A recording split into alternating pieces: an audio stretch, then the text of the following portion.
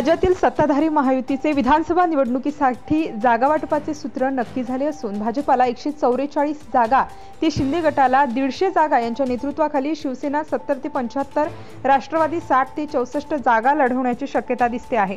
त्यामध्ये मित्रपक्षांना 4 ते 7 जागा सोडण्याचा निर्णय महायुतीच्या नेत्यांनी घेतला असून पितृपक्ष संपल्यानंतर येत्या 3 ऑक्टोबरला घटस्थापनेच्या मुहूर्तावर पहिली यादी जाहीर होणार। कारण असे की केंद्रीय गृहमंत्री अमित शहा हे मंगळवारी आणि बुधवार असे 2 दिवस महाराष्ट्र दौऱ्यावर येत आहेत। या 2 दौऱ्यामध्ये अमित शहा यांनी नागपूर येथे छत्रपती संभाजीनगर, नाशिक आणि कोल्हापूर येथे भाजपचे पदाधिकाऱ्यांचे विभागीय मेळावे घेतले आहेत।